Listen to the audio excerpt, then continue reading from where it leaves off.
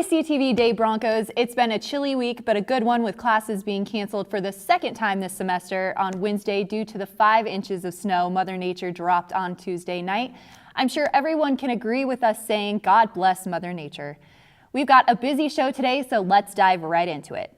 Student Association met this past Monday, February 18th, for its second meeting of the 2019 spring semester in Wilson Auditorium. A total of $6,267 was requested of the total $12,080 remaining for the rest of the semester.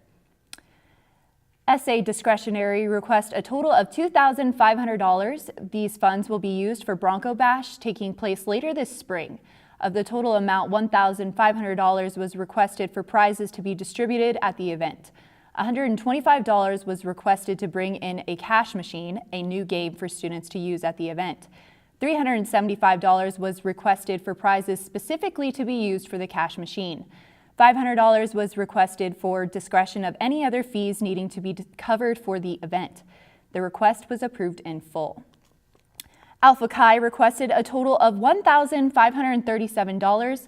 These funds would be used for members to attend a national conference. A total of $912 was cut from the request in order to comply with standing rules and remain consistent with request approvals for hotel room funding. A total of $625 was approved.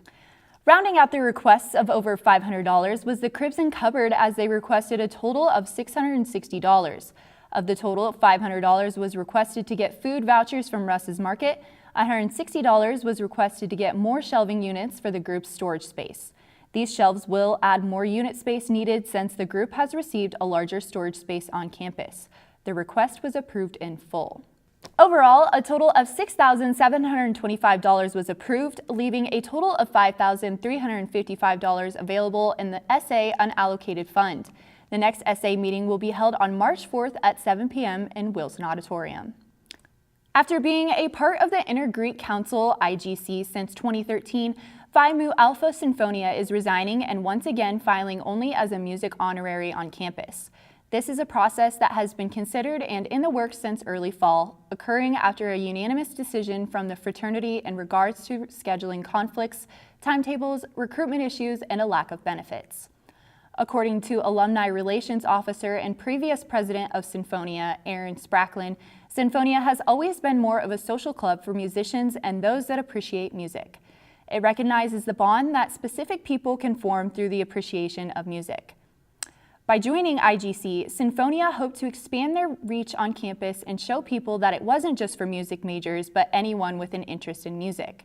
Through campus development and a new relationship between the music and theater departments on campus, the fraternity felt that IGC no longer offered them any benefits.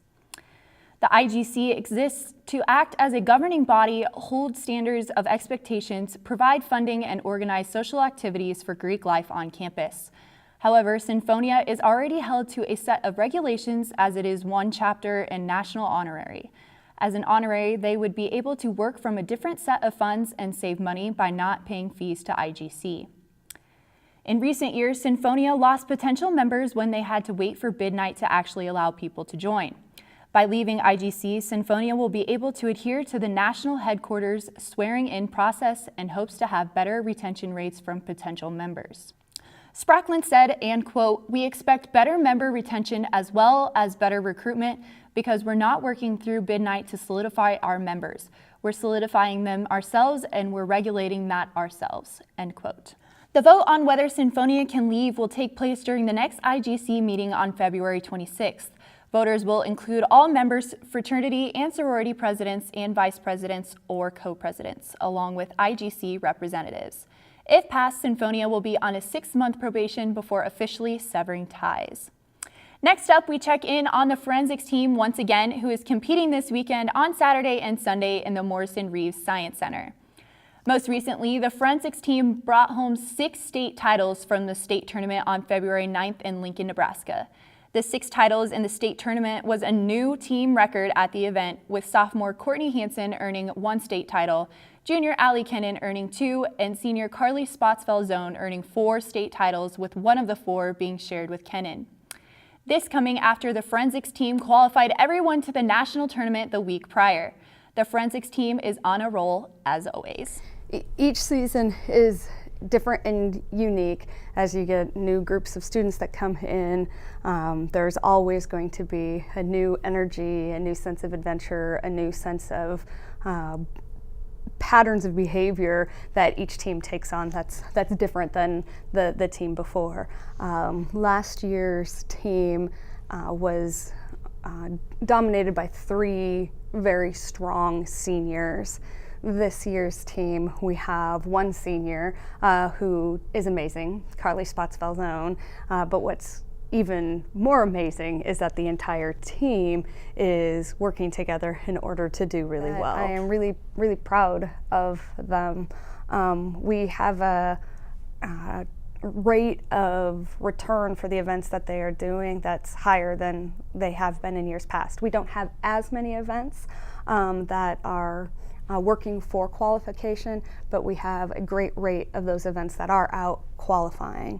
And so our great goal is to be able to qualify everything that we have, and that is a definite possibility for this team, and I'm really proud of them. The national tournament will be held at the University of Alabama from April 5th through the 7th. In our last show, we gave you the rundown on the Student Art Show running from February 4th through the 27th at the JDAC. Since then, the winners of the show have been announced. Out of the 54 works of art put on display this month, only 3 of them could come away with top prizes. Judged by Omaha-based artist Nadia Shinkunis, the Best in Show award was given to Ben Friend for his work titled Emphasis. Friend is a junior from Lincoln, Nebraska. Best in 2D was awarded to Connor Goodwin for his drawing titled Life Drawing No. 1. Goodwin is a junior from Valentine, Nebraska. Rounding out the prizes was Patrick Ondrak, taking home Best in 3D with his work titled Contrast. Ondrak is a sophomore out of Fairbury, Nebraska. Congratulations to all of the winners. For our final story of the day, we go to sports. As basketball season is coming to a close, we take a look at 2 of the top players on both the men's and women's teams who have accomplished a major feat this year. Juniors Bart Hiscock of the men's team and Chandra Farmer of the women's team both joined the 1,000-point club this season, with Farmer earning her 1,000th point on December 1st in the Broncos' 72-61 victory over, at the time, number 8 Morningside, while Hiscock earned his 14 days later on December 15th in the Broncos' 100-94 victory over Northwestern. Reporter Becca Garner gets the inside look on the 1,000th point juniors. It only took 2.5 years for juniors Chandra Farmer and Bart Hiscock to reach the 1,000-point club as Broncos. It was a lot of fun. I mean, I've loved my whole career here, and it was a great night. The coaches gave me a basketball and congratulated me, and the whole team congratulated me. It was a good night. For Farmer, she scored 1,000 points against Morningside College back on December 1st, 2018. She scored 27 points along with 4 steals and 4 assists in that game. Hiscock reached the milestone 14 days later against Northwestern at home. In that game, he scored 27 points with 7 rebounds, 3 assists, and 1 block. Both Hiscock and Farmer have been starters for Hastings since their freshman year, and each year they get a little bigger target on their back as being key players for the Broncos. We always say, if they're going to play like that, then make them pay. So it comes to the point where if they're going to play like that, then I have enough trust in the rest of my teammates to be able to score or get defensive stops, and also still find ways to get me open and still create for each other, so it usually ends up working out. When asking Hiscock about his favorite game as a Bronco, it went all the way back to his freshman year. My freshman year, we got down to Northwestern. They were number 4 or 5 in the country at the time, and we were down 20 in the first half, and we came back and we beat them in overtime, and I hit a big 3 over in that corner. And, Farmer had to say her favorite game was last year against the back-to-back champions. We executed our offensive and defensive plans very well, and we were just having way more fun than usual. So I think, and that was a huge win, especially when you're coming in as the underdog, and so that was just super fun. For Farmer's resume so far as a Bronco, she just reached number 10 on 3-pointers made with 116. She needs 315 more points to be number 10 on career scoring. She needs 25 more steals to be number 10 on career steals. Farmer was named an NAI All-American second team last season and has had 2 all-conference teams. She has also been tabbed GPAC Player of the Week 5 times now in her career. Hiscock has been added to the single-season 500-point club at 559 points this season. He needs 434 more points to be top 10 for all-time scoring leaders. Hiscock has been named once GPAC Player of the Week earlier this season. Reporting for CTV, this is Becca Garner. While the men's season ended on Wednesday night in their 95-86 loss to number 13 Jamestown in the GPAC quarterfinals, the 15th ranked women came away with a massive 66-63 victory over number 13 Dort in the GPAC quarterfinals on Wednesday night, setting up a big game in Seward on Saturday against the number 1 team in the nation, the Concordia Bulldogs, in the GPAC semifinals. Speaking of this weekend, let's take a look at the weekend events coming up. Get out your phones because the Cell Phone Film Fest kicks off tonight at 4 o'clock in McCormick, as students will have 48 hours to make a short film based on a certain topic, with films being due on Sunday at 4 o'clock and screenings being held on March 5th from 7 to 9 at the Lark. The big event of the weekend put on by HC Does Weekends is the free Tri-City Storm game on Saturday in Kearney at 7:05 at the Viero Event Center. Tickets were distributed this week to students who signed up last month. I'm going to be going with a couple of friends, so it should be interesting since I've never been to a hockey game before. Hope to see some of you there. Wrapping up this weekend is the men's and women's tennis team competing at 2 o'clock on Sunday against Bethany College in the Puff, so make sure you go out and support your fellow Broncos.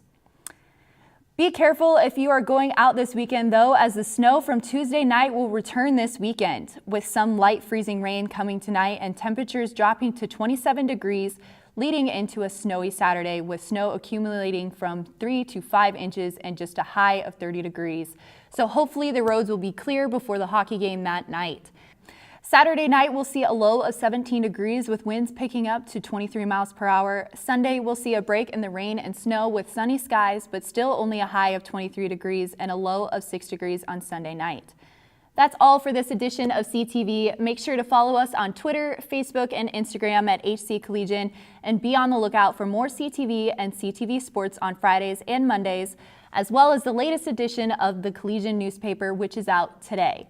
Don't forget to pick yourselves up a copy. For the rest of the CTV staff, I'm Danielle Shenk. Stay safe out there, Broncos, and have a fantastic weekend.